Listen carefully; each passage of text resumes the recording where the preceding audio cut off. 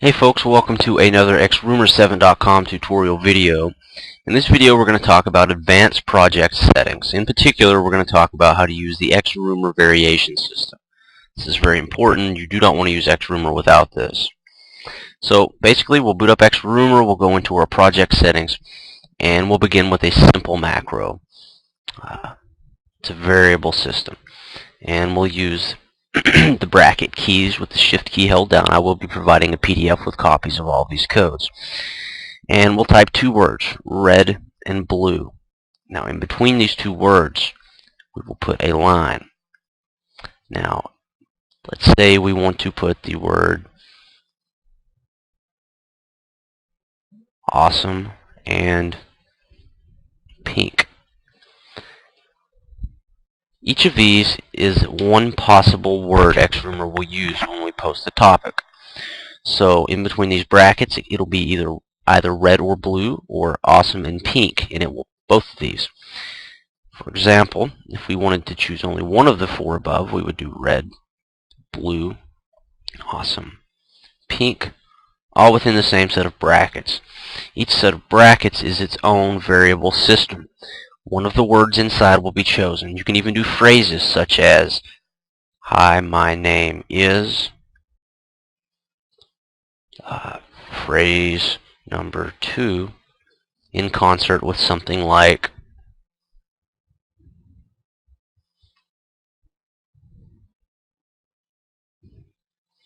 now a more realistic example of how you would want to use this is something like, hi, hello, greetings, closed brackets, my name, my title, people call me.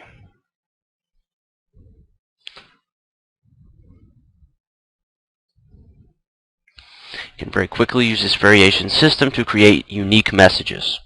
That is the idea. That way none of your content is identical. Likewise, you can use it up in the topic title. So for example, if I wanted my topic to be a variation of the words, say, let's go with affiliate marketing. It's awesome, incredible, impressive, and free. Affiliate, internet, marketing, advertising, script, software. And thus each one of these will be a variation of the words included, and I will have a unique set of post titles and content.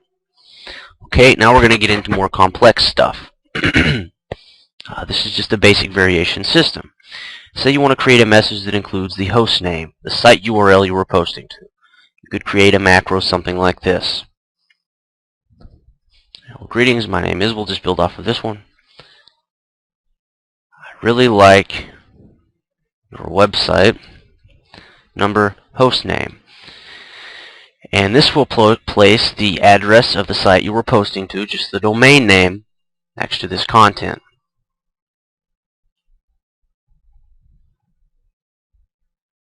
Here's an example of how the rendered results look.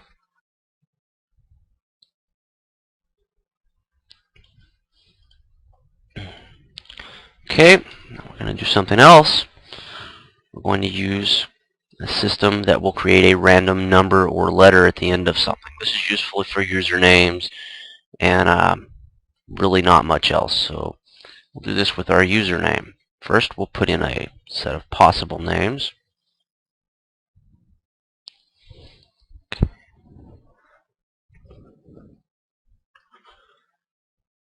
We'll put two brackets.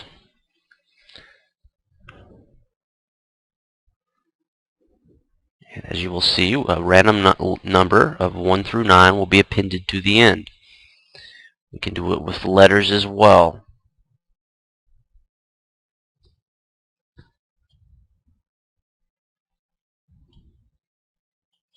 And finally, we can do it with letters and numbers, both as potential choices.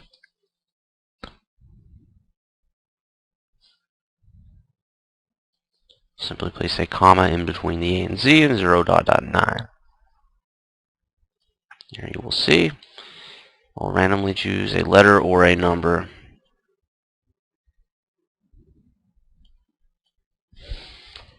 Okay, next, most importantly, something I find myself using the most frequently, file underscore links and the name of the file you wish to post from.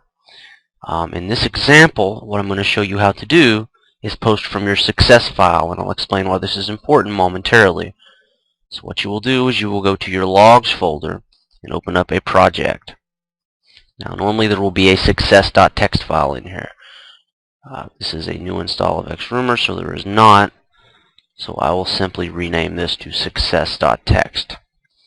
Normally you will want to go to your Xrumer folder, your install folder, go to logs, and look for the project name. In this case the project name is template, but look for the name of the project you've created in Xrumer, and make sure you get this location.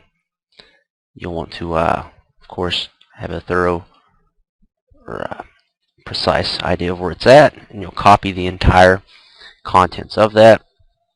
Go back to your Xrumer project.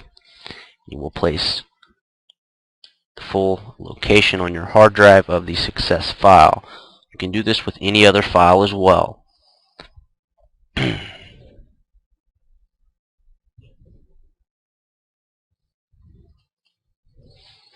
We'll want to append a 1 and an N to the end of this,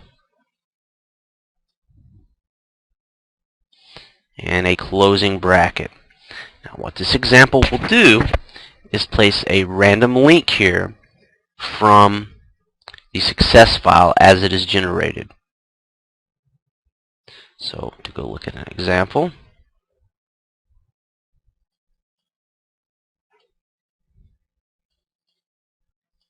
let's make sure I formatted this properly.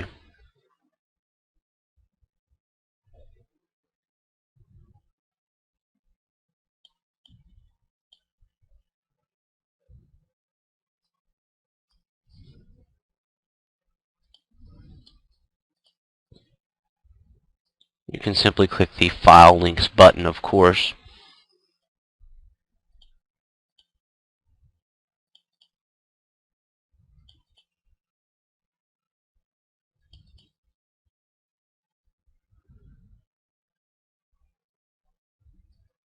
To change the 5 to a 1. And here you will see it's posting the content from that file, just one line. Now the ideal way to use this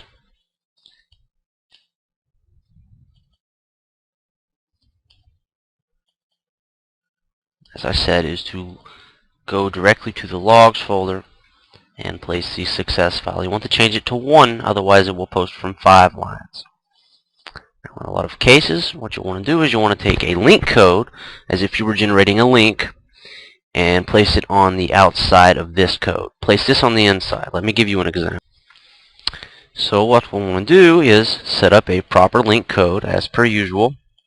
ahref equals quotations, the URL of the file, which in this case is the success.txt file. And we'll want to paste it in here. Like the whole of the code above, we will place in the brackets where the URL for the link is at. You will see keyword text. Now I want to show you how you can rotate both the name of the links. You simply use the syntax I taught you above. Name 1, keyword 2, 3, keyword 4, and as many links as you would like to include on this new page or this new post. You simply repeat, and it will interlink all of your newly created content when you use this system. I have left a bracket open somewhere. You can't do that.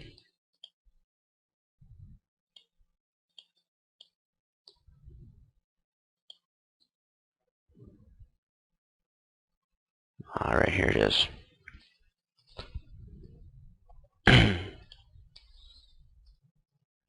As you will see, it will rotate both locations and URLs. There was only one link in the what I created.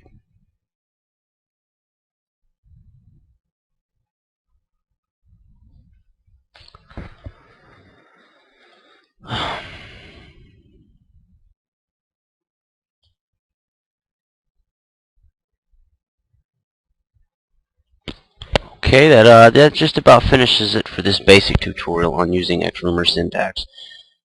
It's very important to use this properly. You can pull from text files. You can pull from any text file using this particular code. You can pull signatures and hobbies and whatever you want. You can rotate your home page. You can set up a system to randomize your name, your signature text and link. That's really all there is to it. It's very simple, but it's very important. You do not want to create 10,000 copies of the same thing. This is very, very bad behavior to follow. The variable system and macro system, which I've just taught you how to use, simplifies all that, makes it all a non-issue.